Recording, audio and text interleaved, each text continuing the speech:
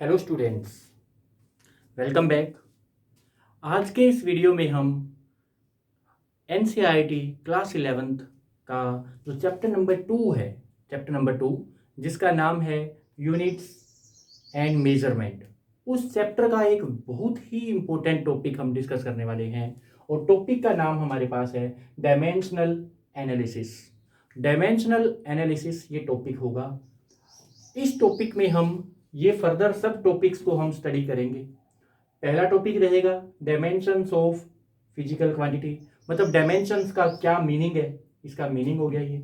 फिर dimensional formula क्या होता है, dimensional equation, 4 types of quantities को 4 टाइप्स में डिवाइड किया गया वो पढ़ेंगे। फिर डायमेंशनल इक्वेशंस का क्या एप्लीकेशंस है, क्या फायदे हैं, वो फायदे देखेंगे। और लास्ट में हम पढ़ेंगे लिमिटेशंस ऑफ डायमेंशनल एनालिसिस, मतलब इस डायमेंशनल एनालिसिस के क्या कमियां, क्या है इसकी लिमिटेशन है, वो भी हम लास्ट में इसमें पढ़ेंगे।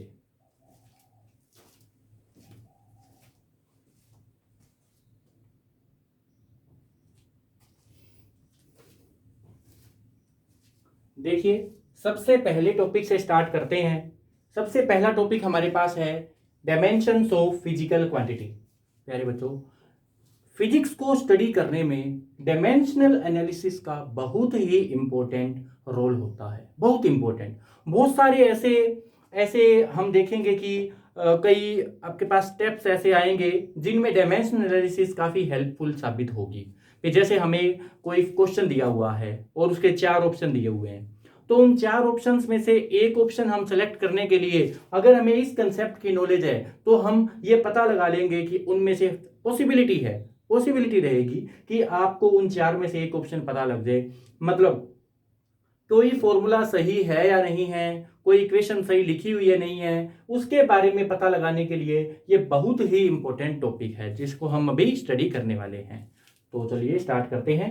तो बार बार ये नाम आ रहा है डायमेंशन डायमेंशन डायमेंशन, तो पहले टॉपिक से हम स्टार्ट करते हैं। डायमेंशंस ऑफ फिजिकल क्वांटिटी, इसका मीनिंग ही क्या है। देखो बच्चों, हमने देखा कि 7 फिजिकल क्वांटिटीज फंडामेंटल होती हैं। 7 फंडामेंटल क्वांटिटीज कौन कौन सी हैं? 7 फंडामेंटल क्वांटिटीज, बताइए कौन सी 7 क्वांटिटीज ऐसी हैं जो फंडामेंटल होती हैं? यस, एक लेंथ, मास, टाइम, टेम्परेचर, इलेक्ट्रिक करंट, छठी कौन सी है? Electric current, Chhathi quantity of matter, और लास्ट ल्यूमिनस इंटेंसिटी। ये 7 क्वांटिटी जो है ना, वो 7 क्वांटिटीज आपके पास बेसिक क्वांटिटीज हैं। और बाकी जितने भी फिजिकल क्वांटिटीज हैं उन सबको डिराइव्ड फिजिकल क्वांटिटीज हम कहते हैं। डिराइव्ड, इसका मतलब ये 7 तो बेसिक है और बाकी जितने भी बच गए ना, उन बाकी सभी को इन 7 के रूप में लिखा जा सकता है। तो बच्चों आपको पता लग गया ना, जितनी भी फिजिकल क्वांटिटीज हैं, याद करो फिजिकल क्वांटिटीज क्या होती थी? ऐसी क्वांटिटीज जिनका हम यूज करेंगे किसको? फिजिक्स के लॉज को एक्सप्लेन करने के लिए। ऐसी क्वांटिटीज को फिजिकल क्वांटिटी कहते हैं। और सबसे जरूरी शर्त उनमें क्या थी कि वो मेजरेबल होनी चाहिए, उनको मापा जा सके। Those measurable physical quantities which are used to explain the laws of physics are called physical quantities. इन सभी फिजिकल क्वांटिटीज को हमने 2 में डिवाइड कर दिया। एक थी फंडामेंटल फिजिकल क्वांटिटीज, मतलब जो बिल्कुल बेसिक है, उनकी फर्दर आगे कोई और एक्सप्लेनेशन नहीं है, वो बेसिक वाली को तो फंडामेंटल कहते हैं, ऐसी 7 होती हैं। और बाकी सभी जो है ना, बाकी जितनी भी फिजिकल क्वांटिटी बच गई, जैसे speed, area, volume, heat, velocity, force, जो भी बच गई वो सारी डिराइव्ड फिजिकल क्वांटिटी आएंगी। उन सभी को हम इनके रूप में लिख सकते हैं। तो देखिए ये डायमेंशन क्या है। मैं बार बार ये कह रहा हूं कि बाकी सभी क्वांटिटीज को इनके कॉम्बिनेशन के रूप में लिखा जा सकता है, इनके मल्टीप्लीकेशन के रूप में लिखा जा सकता है। तो कोई भी फिजिकल क्वांटिटी को अगर बेसिक फिजिकल क्वांटिटी के रूप में लिखें तो वो कितने पावर के रूप में लिखी जा सकती है? जैसे एक एग्जांपल लीजिए, एरिया क्या होता है? Length into breadth. एरिया क्या है? Length into breadth. अब ब्रेड्थ भी क्या है? एक प्रकार का एरिया ही है। तो ये अपने पास क्या बन गया, लेंथ इंटू लेंथ, ब्रेड्थ भी तो लेंथ ही है, तो अपने पास ये क्या बन गया, लेंथ की पावर 2। इसका मतलब एरिया को लेंथ की पावर 2 के रूप में लिखा जा सकता है, लेंथ की पावर 2 के रूप में लिखा जा सकता है। तो ये जो 2 है ना, 2, इस 2 को बोलेंगे डायमेंशन ऑफ फिजिकल क्वांटिटी। मतलब एरिया की डायमेंशन क्या है, dimension of area, dimension of area, area का डायमेंशन क्या है, तो उसे कहेंगे 2, एरिया की 2 dimensions of length, 2 dimensions of length. मतलब एरिया की डायमेंशन क्या है, 2 डायमेंशंस ऑफ लेंथ, लेंथ की पावर 2 है तो उसको हमने कह दिया 2 डायमेंशंस ऑफ लेंथ। मतलब किसी क्वांटिटी को बेसिक क्वांटिटी के कितनी पावर के रूप में लिखा जा सकता है, वो जो पावर आएगी उस पावर को हम बोलेंगे डायमेंशन ऑफ क्वांटिटी। देखिए मैं इसकी डेफिनेशन लिख के बताता हूं, फिजिकल डायमेंशन का क्या डेफिनेशन अपने पास रहेगी। Dimension of a physical quantity are the power, dimension of a physical quantity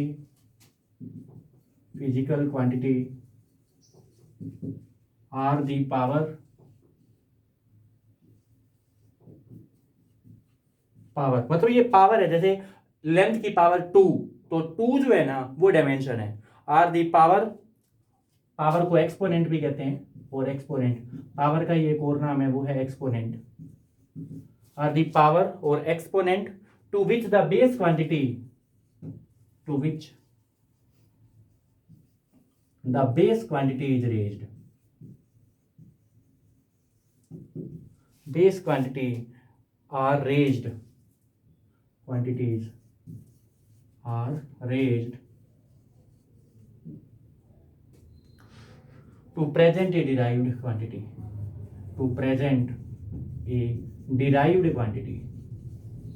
किसी डिराइव्ड क्वांटिटी को रिप्रेजेंट करने के लिए बेस क्वांटिटी की कितनी पावर की गई है, किसी डिराइव्ड क्वांटिटी को लिखने के लिए बेस क्वांटिटी की कितनी पावर की गई है, वो जो पावर की गई है ना उस पावर को हम कहते हैं डायमेंशन। जैसे वॉल्यूम में, वॉल्यूम की डायमेंशन आपको चाहिए, तो वॉल्यूम क्या है, लेंथ इंटू लेंथ, तो वॉल्यूम में लेंथ की पावर 3 आती है, लेंथ की पावर 3, तो ये कहेंगे वॉल्यूम की डायमेंशन क्या है, 3 डायमेंशंस ऑफ लेंथ, तो हम ये कहेंगे 3 डायमेंशंस इन लेंथ। तो ये अपने पास हो जाएगा।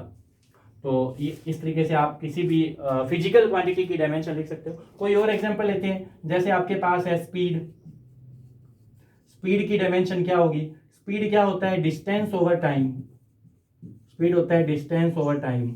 तो डिस्टेंस क्या चीज है, लेंथ, और टाइम, लेंथ को मतलब इसमें इसको ये लिखा जा सकता है, लेंथ की पावर तो 1 है और टाइम की पावर -1 है, टाइम की पावर -1, लेंथ की पावर 1, टाइम की पावर -, क्योंकि टाइम डिनोमिनेटर में है तो उसकी पावर -1 है। तो स्पीड की डायमेंशन क्या होगी, dimension of speed, dimension of speed, इसे हम क्या कहेंगे, is 1 dimension of power in length, 1 dimension in length,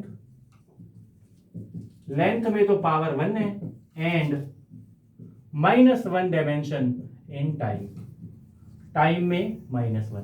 ये आपके पास आएगी डायमेंशंस ऑफ स्पीड। स्पीड की डायमेंशंस क्या होगी, 1 dimension in length and -1 dimension in time. इस तरीके से आप डायमेंशन निकालेंगे।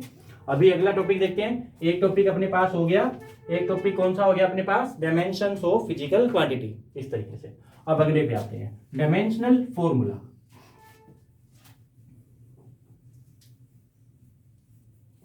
तो डायमेंशंस क्या चीज है, डायमेंशन का मतलब अपने पास क्या हो जाता है कि किसी फिजिकल क्वांटिटी, किसी भी फिजिकल क्वांटिटी को प्रेजेंट करने के लिए हमने बेस क्वांटिटी की कितनी पावर करी है, लेंथ की कितनी पावर की है, टाइम की कितनी पावर की है, मास की कितनी पावर की है, वो जो पावर है ना वो आप लिख दो, उसको हम बोलते हैं dimensions of that physical quantity.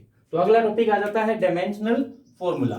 तो डायमेंशनल फॉर्मूला देखिए, अभी बताता हूं डायमेंशनल फॉर्मूला क्या है, पूरा नाम लिखते हैं, डायमेंशनल फॉर्मूला। डायमेंशनल फॉर्मूला देखो, जैसे हमने अभी अभी स्पीड की डायमेंशन निकाली, डायमेंशन ऑफ स्पीड क्या थी, dimensions of speed, speed are, dimension of speed क्या है, 1 in length and -1 in time. Length में तो पावर 1 है और -1 पावर है टाइम में। अब देखो आप क्या कीजिए, लेंथ को एक बार L लिख लीजिए, मतलब स्पीड का लेंथ को एक बार डिनोट कर दो L से, टाइम को डिनोट कर दो T से, और उनकी पावर लिख दो, मतलब इस तरीके से 1 इन लेंथ, मतलब लेंथ की पावर तो है 1 और टाइम की पावर है -1।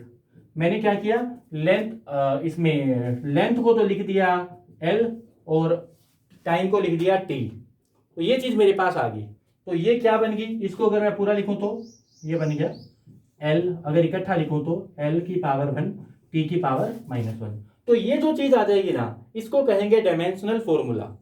मतलब आप एक ऐसी एक्सप्रेशन बना लो जिसमें आपने, क्योंकि लेंथ की डायमेंशन कितनी है 1 स्पीड में, टाइम की डायमेंशन कितनी है -1 स्पीड में, तो अब आप उन दोनों को इकट्ठा लिख लो, लेंथ को L लिख लो, टाइम को T लिख लो और उसको इकट्ठा लिख लो, पावर भी दिखा दो। तो ऐसा लिखने के बाद आपके पास जो फॉर्मूला आ गया, उस फॉर्मूले को बोलेंगे डायमेंशनल फॉर्मूला। तो एक और एग्जांपल देता हूं, जैसे आपके पास एक एग्जांपल से आपको ज्यादा अच्छे से समझ आएगा। जैसे एक अपने पास होता है डेंसिटी। डेंसिटी डेंसिटी क्या होती है, मास अपॉन वॉल्यूम। डेंसिटी होती है मास अपॉन वॉल्यूम। आप क्या कीजिए, मास को m लिख लीजिए, किसको क्या लिखना है ये मैं अभी बताने वाला हूं। पहले देखो मास तो मास ही है और वॉल्यूम क्या होता है, लेंथ की पावर 3, लेंथ की पावर 3। अब क्या कीजिए, इसको लेंथ की पावर कितनी है 3, तो इसको न्यूमरेटर में ले जाएंगे तो ये लेंथ की पावर -3 बन जाएगी। ऐसे मास की पावर 1, लेंथ की पावर -3। तो अब क्या कीजिए, मास को m लिख लीजिए, लेंथ को L लिख लीजिए और इनकी पावर इकट्ठी दिखाकर इनको मल्टीप्लाई के रूप में दिखा दो। तो ये जो फॉर्मूला बन जाएगा, क्योंकि मास की पावर 1 है, मास को m लिख दिया, लेंथ की पावर -3 है तो लेंथ को L लिख दिया और उनकी पावर भी दिखा दी, और ये क्लोज ब्रैकेट के अंदर लिख दिया, बड़ी ब्रैकेट के अंदर। तो ये लिखने के बाद ये जो चीज है ना, इसको हम क्या बोलेंगे, डायमेंशनल फॉर्मूला ऑफ डेंसिटी। ये है dimensional formula of density. Density का ये डायमेंशनल फॉर्मूला है। तो आपको थोड़ा बहुत समझ आ गया होगा डायमेंशनल फॉर्मूला कैसे बनेगा। पहले डायमेंशन किसी भी क्वांटिटी को बेस क्वांटिटी के रूप में लिख लीजिए। जैसे बेस के रूप में लिखने के बाद ये mass upon length cube, length को ऊपर ले गए, मास इंटू लेंथ की पावर -3। अब मास को m लिख लीजिए, लेंथ को L लिख लीजिए, टाइम को T लिख लीजिए और उनकी पावर दिखा के मल्टीप्लाई कर दीजिए। तो ये जो क्वांटिटी आ जाएगी उसको डायमेंशनल फॉर्मूला कहेंगे। तो मैं डायमेंशनल फॉर्मूला की आपको डेफिनेशन करता हूँ। डायमेंशनल फॉर्मूला क्या है, it is the expression which shows, ये एक ऐसा फॉर्मूला या ऐसी एक्सप्रेशन है, एक्सप्रेशन विच शोज, जो हमें दिखाती है, विच shows how and which of the base quantity, how मतलब किस प्रकार, एंड विच मतलब कौन सी, किस प्रकार और कौन सी base quantity, which of the base quantities are, which of the base quantities raise presents the given physical quantity। दी गई फिजिकल क्वांटिटी को रिप्रेजेंट करने के लिए कौन सी फिजिकल बेस क्वांटिटीज को यूज किया गया है। दी गई फिजिकल क्वांटिटी को प्रेजेंट करने के लिए कौन सी बेस क्वांटिटी का यूज किया गया और किस प्रकार किया गया है। तो वो जो चीज बताए, ऐसी एक्सप्रेशन को हम डायमेंशनल फॉर्मूला कहते हैं, इज कॉल्ड डायमेंशनल फॉर्मूला। मतलब ये जो एक्सप्रेशन है, इस एक्सप्रेशन को कहेंगे डायमेंशनल फॉर्मूला। डायमेंशनल। तो आप डेफिनेशन नोट करना चाहो तो डेफिनेशन कर सकते हो, ये है डेफिनेशन। तो डेफिनेशन क्या हुई, एक्सप्रेशन, एक्सप्रेशन या formula which shows how and which of the base quantities are used to present the given physical quantity. दी गई फिजिकल क्वांटिटी को प्रेजेंट करने के लिए कौन कौन सी बेस क्वांटिटी का यूज किया गया है और किस प्रकार किया गया है, ये बताने वाली जो एक्सप्रेशन है उस एक्सप्रेशन को कहते हैं डायमेंशनल फॉर्मूला। जैसे ये डेंसिटी का डायमेंशनल फॉर्मूला है, आपको केवल इतना देखने से पता लग जाएगा कि इसमें मास एक बार यूज हुआ है और लेंथ की पावर -3 है, मतलब ये मास अपॉन लेंथ क्यूब है। तो इससे पता लग गया इसमें मास और लेंथ का यूज हुआ है, मास की पावर 1 है और लेंथ की पावर -3 है। तो ये बताने वाला जो फॉर्मूला हो गया ये डायमेंशनल फॉर्मूला कहलाएगा डेंसिटी का। तो ये है बच्चों डेंसिटी का डायमेंशनल फॉर्मूला। अभी देखिए अगला टॉपिक पे चलते हैं। मैं आपको बहुत सारी डायमेंशनल फॉर्मूला बताऊंगा, आपको, लेकिन उससे पहले हम जो डेफिनेशंस वाला पार्ट है, कुछ कंसेप्ट्स हैं उनको देख लेते हैं। अगला टॉपिक है अपने पास डायमेंशनल इक्वेशन। तो डायमेंशनल इक्वेशन पे आते हैं। डायमेंशनल इक्वेशन देखिए, आपने किसी फिजिकल क्वांटिटी की डायमेंशन निकाल ली, फिर डायमेंशनल फॉर्मूला निकाल लिया। अब क्या करो, उस फिजिकल क्वांटिटी और उसके डायमेंशनल फॉर्मूला को बराबर में रख दो, इक्वल कर दो, तो वो जो इक्वेशन आएगी उसको डायमेंशनल इक्वेशन कहेंगे। जैसे अभी अभी डेंसिटी का निकाला था, तो डेंसिटी इधर तो लिख दो डेंसिटी और उधर लिख दो डेंसिटी का डायमेंशनल फॉर्मूला। तो ये जो इक्वेशन बन गई इसको हम बोलेंगे डायमेंशनल इक्वेशन।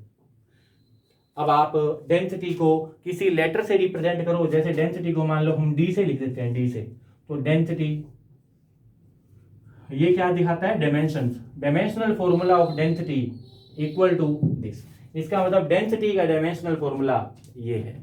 ये क्लोज ब्रैकेट जो लगी होती है, बड़ी ब्रैकेट, ये दिखाती है कि ये डायमेंशनल फॉर्मूला है अपने पास। ये क्लोज ब्रैकेट लगानी जरूरी है। आप ये ब्रैकेट्स नहीं लगाओगे, ना तो ये लगाओगे ना ये लगाओगे, इसमें क्लोज ब्रैकेट यूज होंगी, ये वाली जो होती है ये यूज करनी होती है आपको, ठीक है। तो ऐसी इक्वेशन को हम बोलते हैं डायमेंशनल इक्वेशन। चलो मैं डेफिनेशन लिख देता हूं। Dimensional equation of a physical quantity, dimensional equation of a physical quantity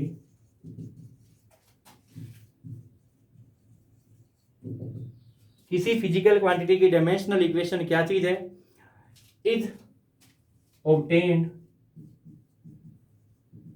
by equating का मतलब इक्वल रखना है, इक्वेटिंग दैट क्वांटिटी, उस क्वांटिटी को इक्वल रखना है with dimensional formula of that quantity, उस क्वांटिटी के डायमेंशनल फॉर्मूला के बराबर रखना है। तो किसी क्वांटिटी को अगर उसके डायमेंशनल फॉर्मूला के बराबर रखते हैं तो जो इक्वेशन बनेगी उस इक्वेशन को डायमेंशनल इक्वेशन कहा जाएगा। ये अपने पास है। तो ये है एग्जांपल मैंने ऊपर लिख दिए। जैसे डेंसिटी की निकालनी है तो डेंसिटी की dimension is equal two dimensional formula ये रहा m1l-3। तो ये था टॉपिक अपने पास डायमेंशनल इक्वेशन। अब देखो अगला बिल्कुल छोटा सा टॉपिक है, वो अभी हम डिस्कस करने वाले हैं। 4 टाइप्स ऑफ क्वांटिटीज। क्वांटिटीज को हम डायमेंशंस के हिसाब से 4 टाइप्स में डिवाइड करते हैं। डायमेंशंस के हिसाब से क्वांटिटीज को 4 टाइप में डिवाइड किया जाता है। वो देखिए कौन कौन सी हैं। 4 टाइप्स ऑफ क्वांटिटी, तो ये 4th टॉपिक करवा रहा हूं। इसमें हम जितने भी फिजिकल क्वांटिटी है, पहले मैंने आपको क्वांटिटीज को 2 टाइप में डिवाइड करना बताया। एक थी बेसिक फिजिकल क्वांटिटीज जो 7 होती हैं, जिनको फंडामेंटल क्वांटिटीज भी कहते हैं, और दूसरा मैंने आपको बताया डिराइव्ड फिजिकल क्वांटिटीज। डिराइव्ड वाली को बेसिक के रूप में लिखा जा सकता है। तो अभी देखिए जितने भी क्वांटिटीज हैं, बेसिक हो चाहे डिराइव्ड हो, उन सभी को 4 कैटेगरी में डिवाइड कर देते हैं। पहली देखो क्या है, पहली है डायमेंशनल कांस्टेंट।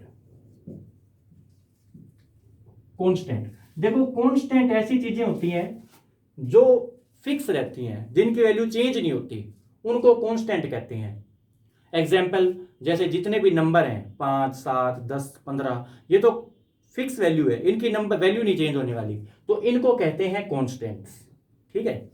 और भी कांस्टेंट्स हैं, जैसे आपने 10th क्लास तक भी पढ़ा होगा, एक नाम आया था ग्रेविटेशनल कांस्टेंट। ग्रेविटेशनल कांस्टेंट, और भी नाम आए थे जैसे कूलम्स कांस्टेंट, और भी आएंगे, आप आगे आगे पढ़ोगे तो आपको पता लगेगा। तो ऐसे कांस्टेंट, प्लैंक्स कांस्टेंट होता है, और अपने पास स्टीफन्स कांस्टेंट होता है, वीन्स कांस्टेंट होता है, बहुत सारे कांस्टेंट्स आएंगे जिनकी वैल्यू नहीं चेंज होती। ऐसे कांस्टेंट जिनकी डायमेंशनल फॉर्मूला होता है, जिनका डायमेंशनल फॉर्मूला होता है, मतलब जिसको बेसिक क्वांटिटी की कोई ना कोई पावर के रूप में लिखा जा सकता है, ऐसे ऐसे कॉन्स्टेंट्स को डायमेंशनल कॉन्स्टेंट कहते हैं। ये देखिए, दोज कॉन्स्टेंट्स कॉन्स्टेंट्स का मतलब जिनकी वैल्यू ना बदले, which have non zero dimensions, which have non-zero dimensions are dimensional constant। मतलब ऐसे कांस्टेंट जिनकी डायमेंशंस है, मतलब जिसको मास के रूप में, लेंथ के रूप में, टाइम के रूप में लिखा जा सकता है, ऐसे डायमेंशंस को कहते हैं डायमेंशनल कांस्टेंट। एग्जांपल देखिए, एग्जांपल है ग्रेविटेशनल कांस्टेंट। मैं इसकी डायमेंशन आपको लिख के दिखा देता हूं। डायमेंशनल फॉर्मूला इसका होता है, ग्रेविटेशनल कांस्टेंट का फॉर्मूला होता है m-1 L³ T-2। ये होता है ग्रेविटेशनल कांस्टेंट का डायमेंशनल फॉर्मूला।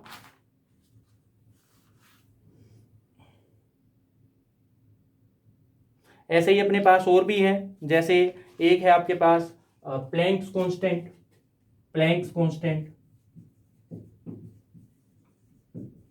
इसकी डायमेंशन भी लिख के बताता हूं आपको।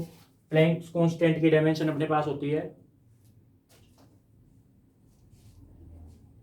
ये है m1 L2 T-3, m1 L2 T-1, sorry, ये आएगा T-1, ये आएगा डायमेंशनल कांस्टेंट है ये एक प्लैंक्स कांस्टेंट। और भी बहुत सारे एग्जांपल है, कूलम्स कांस्टेंट है, स्टीफन्स कांस्टेंट है, बहुत सारे हैं, उनकी डायमेंशंस हम बाद में फाइंड कर लेंगे। तो ये है, एक मिनट में ग्रेविटेशनल कांस्टेंट की डायमेंशन निकालता हूँ।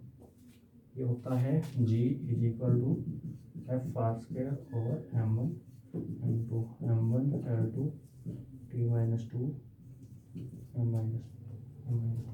m-1 L²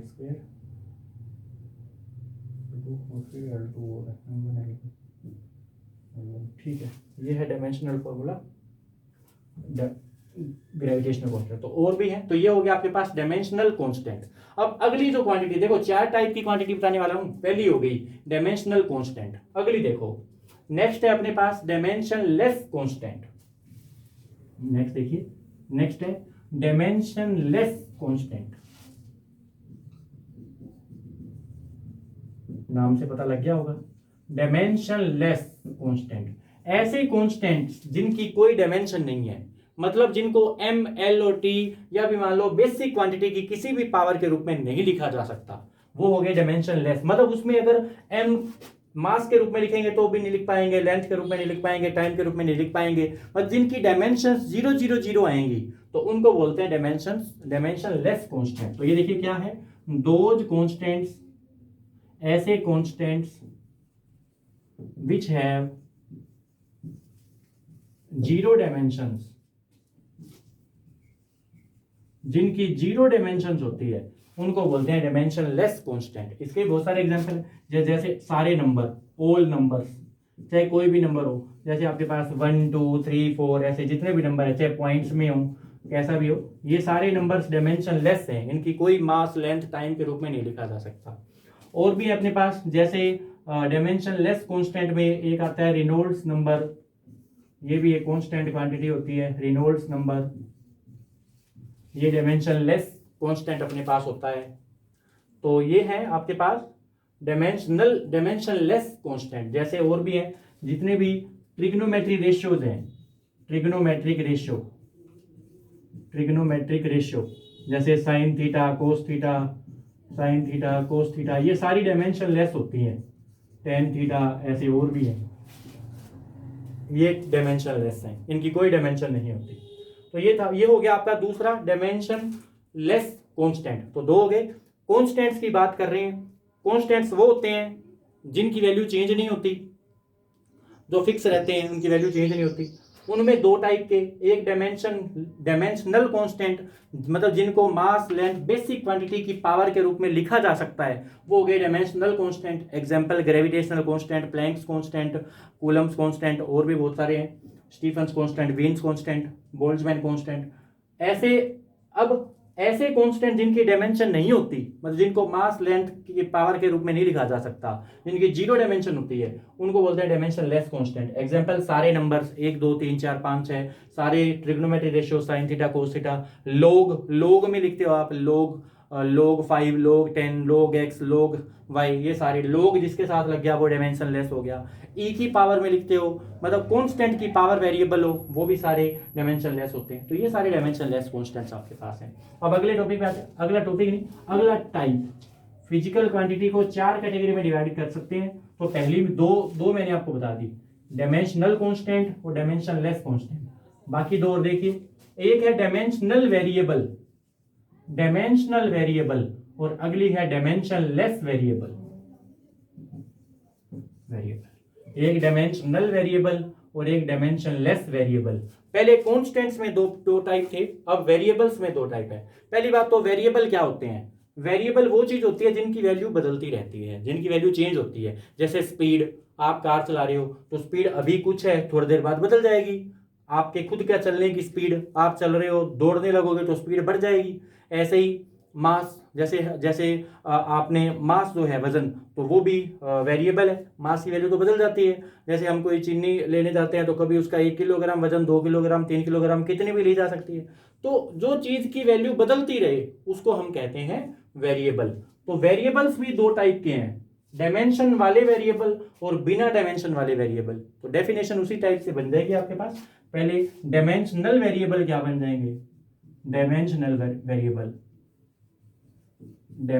वेरिएबल्स, तो ऐसे वेरिएबल्स जिनकी नॉन जीरो डायमेंशंस होती है, दोज वेरिएबल्स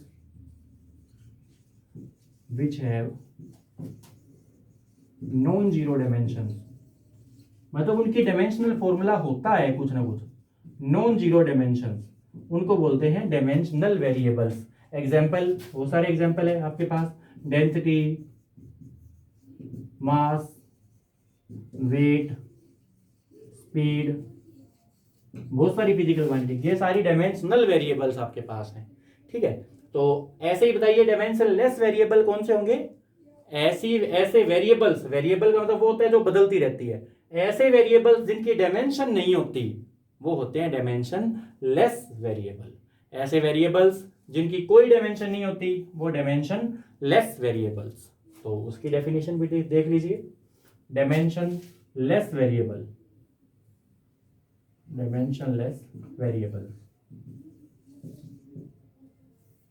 those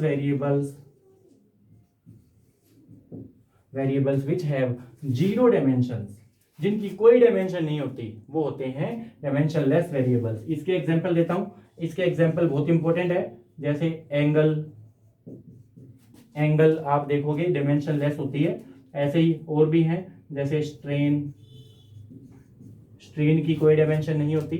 आपके पास एंगल हो गया, स्ट्रेन हो गया, और भी डायमेंशन लेस हैं। जैसे डायमेंशन लेस वाले में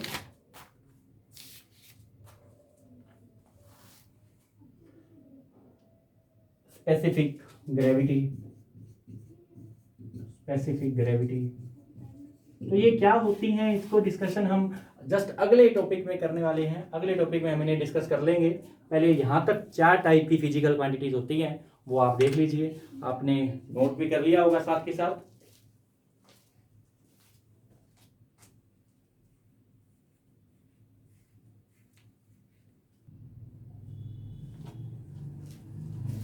अब देखिए अगला टॉपिक है applications of dimensional equation.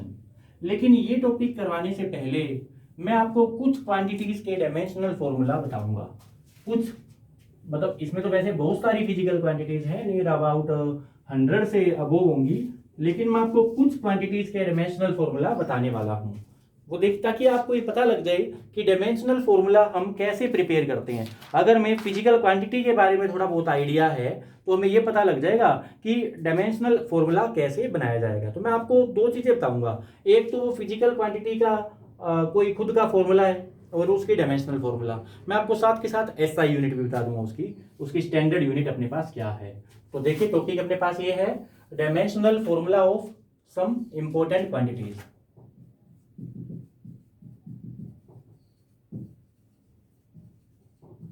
Of some physical quantities, कुछ फिजिकल क्वांटिटीज का डायमेंशनल फॉर्मूला मैं आपको निकालना बता रहा हूँ। ये आपको खुद भी सोल्व करके देखना है कि कैसे ये अपने पास डायमेंशनल फॉर्मूले तैयार हो रहे हैं, और आपको निकालने भी आने चाहिए और आपको याद भी रखने होंगे। जैसे मैंने स्पीड का डायमेंशनल फॉर्मूला L1T-1, फोर्स का डायमेंशनल फॉर्मूला M1L1T-2, वर्क का डायमेंशनल फॉर्मूला M1L2T-2, ऐसे आपको भी ये डायमेंशनल फॉर्मूला याद रखने पड़ेंगे, याद भी रखने पड़ेंगे, और ये कैसे आएंगे कैसे निकलेंगे ये भी आपको पता होना चाहिए। तो देखिए इस पे आपको थोड़ी मेहनत करनी पड़ेगी। तो अभी स्टार्ट करते हैं, कुछ फिजिकल क्वांटिटीज के डायमेंशनल फॉर्मूला हम निकालेंगे। स्टार्ट करते हैं। Number 1 area. एरिया, तो एरिया का कोई फॉर्मूला ऐसा है क्या? होता है। एरिया को हम लिखते हैं generally length into breadth. Area को क्या लिखते हैं जनरली हम? एरिया रेक्टेंगल का एरिया क्या लिखते हैं? Length into breadth. तो इसकी अपने पास डायमेंशन, क्योंकि ये लेंथ इंटू लेंथ लिखा जा सकता है इसको, तो इसको लिख सकते हैं लेंथ की पावर 2। तो इसकी डायमेंशन क्या आ गई? 2 इन लेंथ। तो इसका डायमेंशनल फॉर्मूला क्या आ जाएगा? डायमेंशनल फॉर्मूला, इसका डायमेंशनल फॉर्मूला क्या हो जाएगा? डायमेंशनल फॉर्मूला, क्योंकि लेंथ को मैं एल लिखूंगा। एल, देखिए आपको क्या करना है, लेंथ को लिखना है एल से, लेंथ को कैपिटल एल, मास को कैपिटल एम, टाइम को कैपिटल टी, टेम्परेचर को के। आपको इतनों की जरूरत पड़ेगी, टेम्परेचर को के। और भी बता देता हूं, इलेक्ट्रिक करंट, इलेक्ट्रिक करंट इसको capital A, quantity of matter, quantity of matter इसको आपको लिखना है MOL, स्मॉल में है। और ल्यूमिनस इंटेंसिटी, ल्यूमिनस इंटेंसिटी इसको आपको लिखना है CD, CD से। ये इनके सिंबल्स हैं। तो देखो लेंथ क्योंकि 2 बार आई है, और लेंथ को हम क्या लिखेंगे? Capital L। तो ये कैपिटल L की पावर 2 और क्लोज ब्रैकेट में लिखना है। तो ये बन गया डायमेंशनल फॉर्मूला ऑफ एरिया। तो एरिया का डायमेंशनल फॉर्मूला ये हो गया। अब इसकी SI यूनिट ये भी साथ साथ ही कर लेना, SI यूनिट, क्योंकि लेंथ की यूनिट होती है मीटर, ये भी लिख देता हूं। लेंथ की यूनिट है मीटर, मास की किलोग्राम, टाइम की सेकंड, टेम्परेचर की केल्विन, करंट की एम्पियर, इसकी मोल और इसकी कैंडेला, ये इसकी यूनिट्स हैं। तो क्योंकि ये लेंथ की यूनिट है मीटर और मीटर की पावर 2 है, तो इसकी ऐसा यूनिट बन गई मीटर की पावर 2, मतलब मीटर स्क्वायर। ये हो गया एरिया के लिए। ठीक है, एरिया का हमने प्रिपेयर कर लिया। अब दूसरा देखते हैं आपके पास, मान लो एरिया के बाद देखते हैं वॉल्यूम। वॉल्यूम, वॉल्यूम का डायमेंशन फॉर्मूला और डायमेंशन निकालेंगे। तो वॉल्यूम क्या होता है? Length into breadth into height, length into breadth into height. तो इसमें लेंथ 3 बार आ गई, क्योंकि हाइट और ब्रेड्थ भी तो लेंथ ही होती है, तो इसमें लेंथ 3 बार आ गई, तो लेंथ की पावर 3।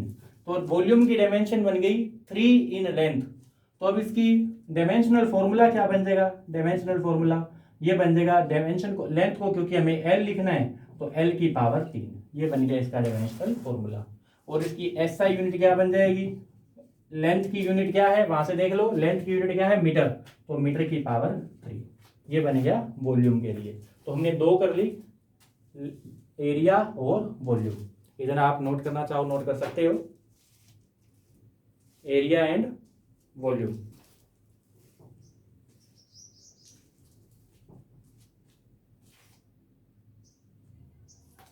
नेक्स्ट 2 देखिए, पहले है डेंसिटी। तो डेंसिटी का फॉर्मूला अपने पास क्या होता है? डेंसिटी का फॉर्मूला है मास अपॉन वॉल्यूम।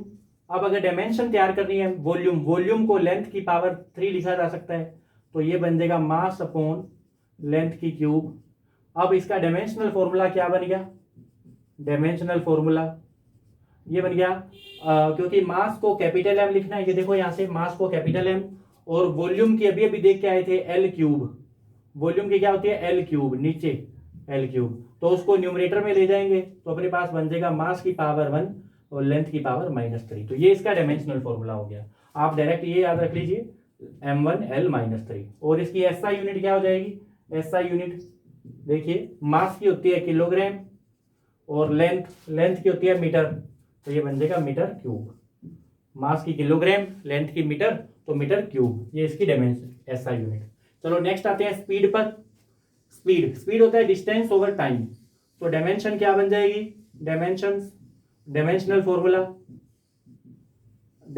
फॉर्मूला ये क्या बन जाएगा, स्पीड, डिस्टेंस तो होता है लेंथ और टाइम ही है, तो लेंथ को एल लिख लेंगे, टाइम की पावर -1 ऊपर चली जाएगी, क्योंकि डिनोमिनेटर में है तो न्यूमिनेटर में जाके -1, तो डायमेंशनल फॉर्मूला बन जाएगा L1T-1।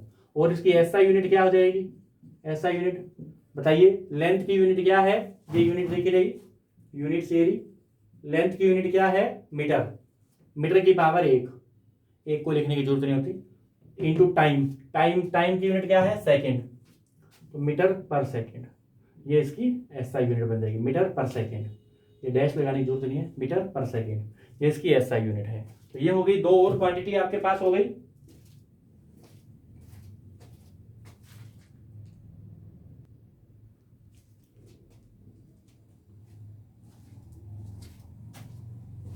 यस, 2 क्वांटिटीज और देखिए, एक है अपने पास वेलोसिटी होती है डिस्प्लेसमेंट ओवर टाइम, तो डिस्प्लेसमेंट तो एक टाइप से लेंथ ही है, तो ये भी क्या बन जाएगा, लेंथ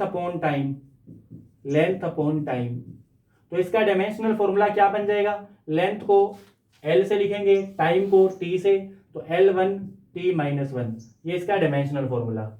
और इसकी SI यूनिट क्या बन जाएगी, SI यूनिट लेंथ की मीटर और टाइम की सेकेंड, तो मीटर पर सेकेंड, ये हो गया वेलोसिटी के लिए। अब अगला देखो लीनियर मोमेंटम होता है मास मल्टीप्लाई वेलोसिटी, तो मास को क्या लिखेंगे, L, मास को लिखेंगे M, और वेलोसिटी की डायमेंशन पहले निकाल चुके हैं, L1T-1, तो मास का बन जाएगा M1, और वेलोसिटी की हम पहले निकाल चुके हैं, L1T-1, तो इन्हें मल्टीप्लाई कर दिया, M1 L1T-1, तो ये इसका डायमेंशनल फॉर्मूला हो गया। तो डायमेंशनल फॉर्मूला लीनियर मोमेंटम का क्या हो गया, M1 L1T-1। एसआई यूनिट क्या बन जाएगी, एसआई यूनिट मास की होती है किलोग्राम, लेंथ की मीटर, टाइम की सेकंड, तो किलोग्राम मीटर पर सेकंड, ये इसकी डायमेंशन, इसकी एसआई यूनिट हो जाएगी, नोट कर लीजिए इसे।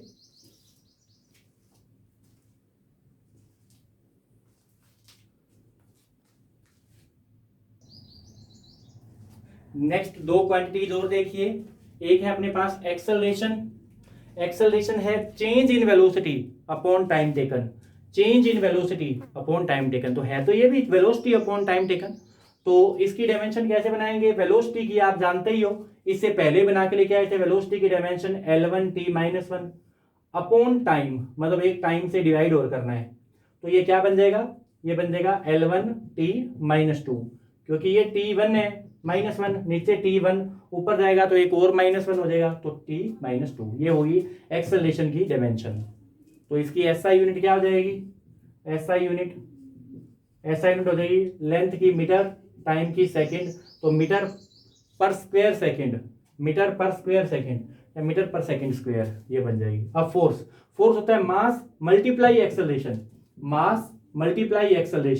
तो मास की डायमेंशन M1, एक्सेलरेशन की अभी निकाल के लेके आए हैं L1T-2, तो इनको मल्टीप्लाई कर लो, M1 L1T-2, ये बन गई डायमेंशनल फॉर्मूला ऑफ फोर्स का। बहुत ज्यादा इंपॉर्टेंट है ये, मोस्ट इंपॉर्टेंट, बहुत ज्यादा यूज होगा ये फोर्स का डायमेंशनल फॉर्मूला, आगे बहुत ज्यादा यूज होने वाला है।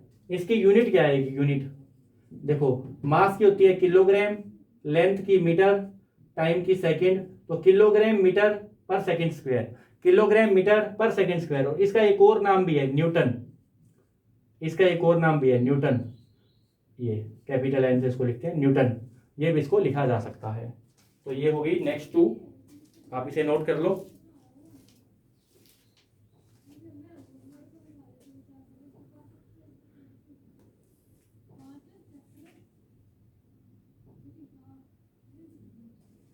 अगली 2 क्वांटिटीज और देखिए, एक है इम्पल्स को J से डिनोट करते हैं, फोर्स को F से, टाइम को T से, तो इम्पल्स J = Ft। उसकी डायमेंशनल फॉर्मूला क्या आ जाएगा, अभी हम फोर्स का डायमेंशनल फॉर्मूला देख के आए हैं, फोर्स का डायमेंशनल फॉर्मूला क्या है, M1 L1T-2, इनटू टाइम, और टाइम का डायमेंशनल फॉर्मूला है टी, तो इसे मल्टीप्लाई कर लेंगे m1 l1 t माइनस 1, क्योंकि देखो ये -2 है और ये 1 है, -2 में 1 ऐड करेंगे तो -1 रह जाएगा।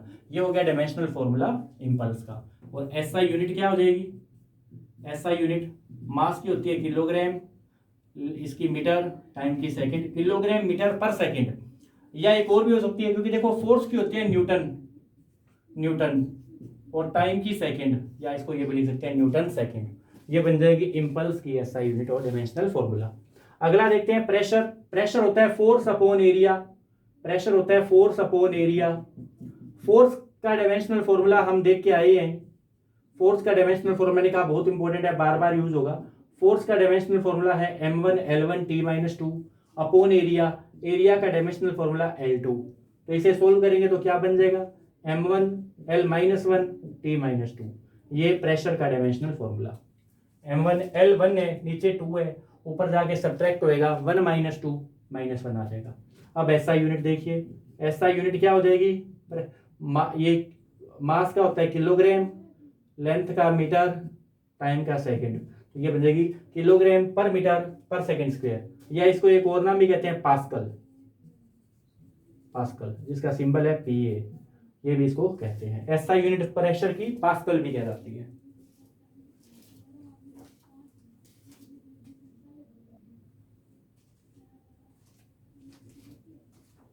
यस, दो डायमेंशन और देखिए, एक है वर्क, वर्क की डायमेंशन निकालनी हो या एनर्जी की, एनर्जी कोई मर्जी हो, चाहे चाहे kinetic energy, pressure energy, sound energy, heat energy, कोई मर्जी एनर्जी हो, चाहे सभी की डायमेंशनल फॉर्मूला और वर्क का डायमेंशनल फॉर्मूला सेम ही होता है, उसमें कोई डिफरेंस नहीं है। इनकी एसआई यूनिट भी सेम होती है, जूल होती है, सबकी सेम ही है। तो देखिए कैसे निकलेगी, वर्क वर्क होता है फोर्स इंटू डिस्प्लेसमेंट। अब देखो डायमेंशनल फॉर्मूला कैसे आएगा, डायमेंशनल फॉर्मूला कैसे आएगा, फोर्स का हम बार बार निकाल चुके हैं, ये है m1 l1 t माइनस 2, और डिस्प्लेसमेंट का क्या है l, डिस्प्लेसमेंट तो लेंथ ही है ना, तो l। अब इसे सोल्व कर लो, l एक तो पावर थी, एक पावर और आ गई, तो अपने पास बन गया m1 l2 t माइनस 2। ये बन गया वर्क का डायमेंशनल फॉर्मूला, कह लो चाहे एनर्जी का कह लो, काइनेटिक एनर्जी का कह लो, चाहे आपके पास पोटेंशियल एनर्जी का कह लो, कोई भी प्रकार की एनर्जी है तो उसका डायमेंशनल फॉर्मूला यही आएगा m1 l2 t माइनस 2। और इसकी यूनिट क्या आएगी, ऐसा यूनिट देखो, मास का होता है किलोग्राम, लेंथ का मीटर, टाइम का सेकंड, किलोग्राम मीटर स्क्वायर पर सेकंड स्क्वायर, लेकिन इसको हम एक और नाम भी कहते हैं जूल, जूल जिसका सिंबल है कैपिटल जे, तो ये भी इसका सिंबल है जे, जूल इसकी ऐसा यूनिट है। अब अगले पे आते हैं पावर। पावर होती है वर्क अपॉन टाइम, पावर की का फॉर्मूला होता है वर्क अपॉन टाइम, तो पावर का formula work upon time, time. अब इसका डायमेंशनल फॉर्मूला क्या आएगा, डायमेंशनल फॉर्मूला तो वर्क का भी निकाल के आए हैं, वर्क का डायमेंशनल फॉर्मूला है m1 l2 t माइनस 2, और टाइम का क्या है t1। इसे सोल्व करेंगे तो आपके पास क्या आ जाएगा m1 l2 t माइनस 3, क्योंकि देखो ये -2 तो था ही, एक t नीचे 1 है, ऊपर जाके एक और सब्ट्रैक्ट हो जाएगा, -1 बन जाएगा, तो t माइनस 3 हो जाएगा। ये डायमेंशनल फॉर्मूला वर्क का, सॉरी पावर का। अब इसकी एसआई यूनिट क्या हो जाएगी, एसआई यूनिट वर्क की हम निकाल चुके हैं, जूल होती है, जूल, और ये अपॉन टाइम है, जूल अपॉन टाइम, तो इसको हम एक और नाम भी कहते हैं वोट, WATT वोट, जिसका सिंबल है W, कैपिटल W, ये इसका सिंबल है। तो ये भी बन जाएगी आपके पास पावर का डायमेंशनल फॉर्मूला और इसकी एसआई यूनिट। पावर के dimensional formula m1 l2 t minus 3 और एसआई यूनिट वोट।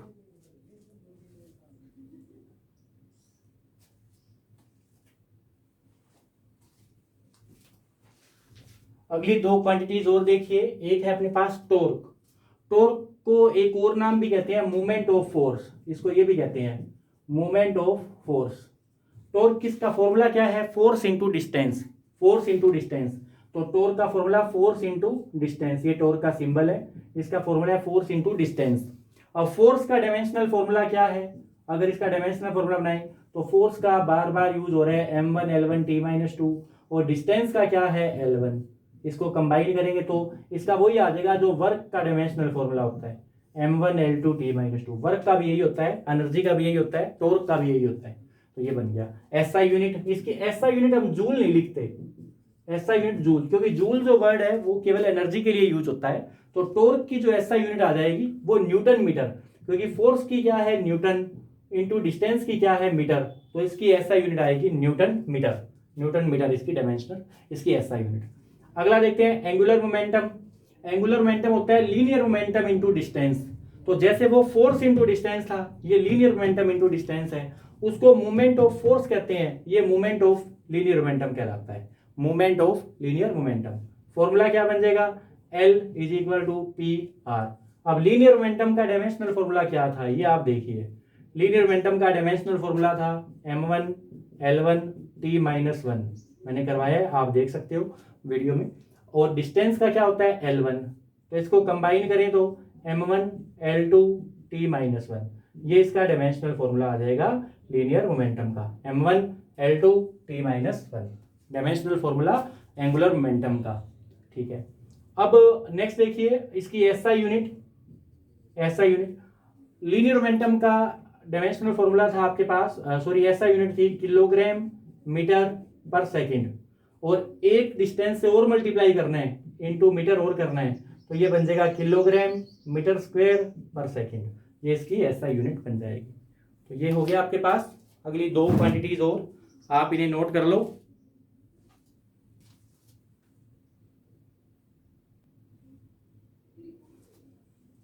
अगली दो क्वांटिटीज और देखिए।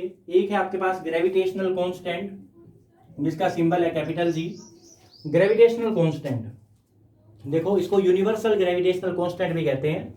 इसका फॉर्मूला होता है फोर्स इनटू डिस्टेंस का square upon mass into mass, ये इसका फॉर्मूला है। अब इसकी डायमेंशन क्या आ जाएगी, डायमेंशनल फॉर्मूला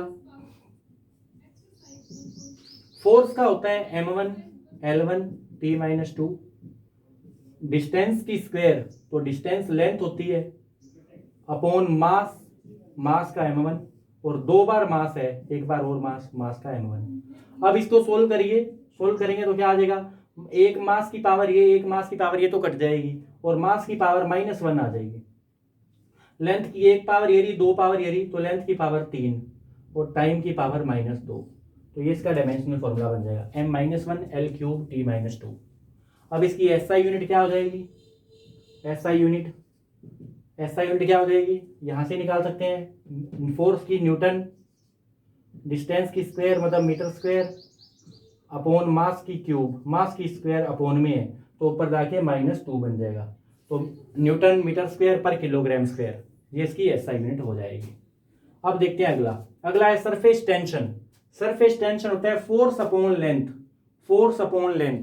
अब इसका डायमेंशनल फॉर्मूला क्या बन जाएगा, फोर्स का तो हम बहुत बार यूज कर चुके हैं, फोर्स का होता है m1 l1 t minus 2 upon length, length का l1। अब इसे सोल्व करेंगे तो l1 से l1 कैंसिल हो जाएगा, m1 t माइनस 2, तो ये इसका डायमेंशनल फॉर्मूला सरफेस टेंशन का m1 l t माइनस 2। और इसकी एसआई यूनिट क्या बन जाएगी, फोर्स की होती है न्यूटन अपॉन लेंथ की होती है मीटर, तो ये बन गया न्यूटन पर मीटर, न्यूटन पर मीटर, ये इसकी एसआई यूनिट। तो ये दो क्वांटिटीज और अपने पास हो गई हैं, ये भी आप नोट कर लो।